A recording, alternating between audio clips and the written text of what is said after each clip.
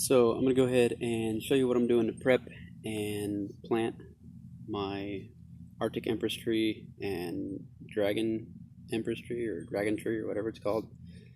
These are the non-invasive variety of the Royal Empress tree.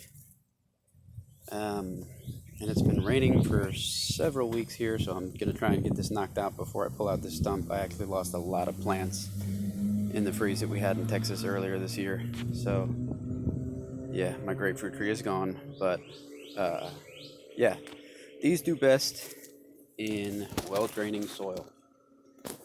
That's not what I have. I have clay. So basically dug a hole. It's about 18, maybe 2 foot across. Dug it about 2 foot deep. The dirt's still in there. I just kind of loosened it up. What I'm going to do is I'm going to mix in some sand and topsoil in there with it, like a bag of sand, a bag of topsoil. Mix it in, put it in the hole, and probably set this guy to where he is just a little bit above where the ground level would be, and then build the dirt up around it. Same thing with the dragon tree, which I'll show you that in a minute. But let me go ahead and get this prepped up. So for the most part, we got the hole filled back up with the sandy topsoil. So this should help it drain pretty good, at least for the first couple months of the root growth. So let me go ahead and see if I can set my phone up where it will record this. Maybe not. So yeah, go ahead and get this guy out of the pot, and we'll be right back. Well, there's one done. Later on, I'll focus on getting this stump out, but for now that should do. A little bit higher than the rest of the area, so it should continue to drain pretty good. So now I'll work on this other guy, which is Paulownia fortunii, or the dragon tree. That other one was Paulownia arctica, and the very invasive version, which is the Royal Empress tree, is Paulownia tomentosa. You don't want those. If you nick the root, it'll grow another tree, and since these things grow about 20 foot a year within the first 1 or 2 years, and then about 16, 15 foot after that, you don't want that. So yeah, so this is the hole they dug again. It's got some wasps in there, which is a little bit problematic, but it's alright. I'll just throw the dirt in there and they'll go away. They're just in there because of mud. But we'll mix up another batch of that sandy dirt and we'll continue with this guy. And there you pretty much have it. The dragon tree and the Arctic Empress tree are planted. Now I did put a cage around this because while there are not many things that will actually eat the leaves and create problems for this, it's pretty well insect resistant. However, I have found that the bunnies in my neighborhood, or rabbits, or whatever you want to call them, love these. So I have to put a cage around this and the other one, because in a matter of 1 or 2 nights, all the leaves will be gone off of this.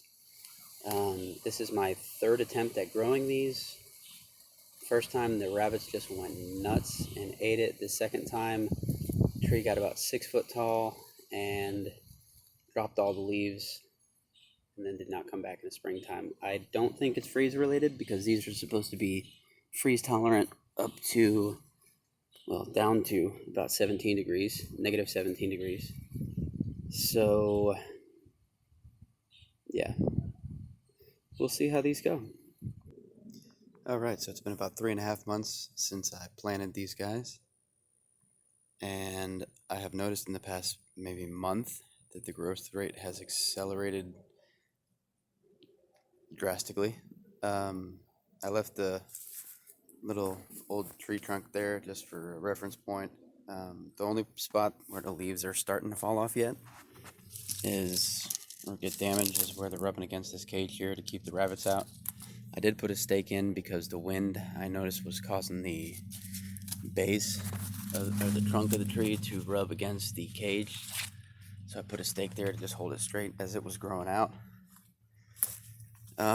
Again, this is the Arctic version, and this one is the Dragon version over here. I don't know that there's much difference other than this one seems to be growing a lot faster. Like I said, it did seem to accelerate over the past month. I don't know if that's because the root system has become more established or if that's because maybe the weather's started to cool off a little bit. We're not in 100-degree days. We're in like 90s during the day, 80s at night. So, yeah.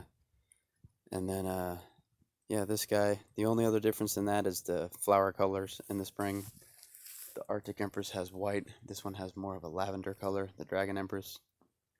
And, yeah, pretty happy with them so far. I guess I'll post an update next year and tell you how it goes. Curious to see at what point in our growing season here in Houston the leaves start to fall off. But I will keep you posted. If you guys are interested in purchasing some of these, I will leave a link to a accredited source where they're not going to ship you any of the invasive varieties. So you can rest assured you're getting a good quality product. That's where I got these from. So, hope you enjoy. Go ahead and like and subscribe to this channel if you want to see more videos like this, and click the notification bell to see when I post the update video.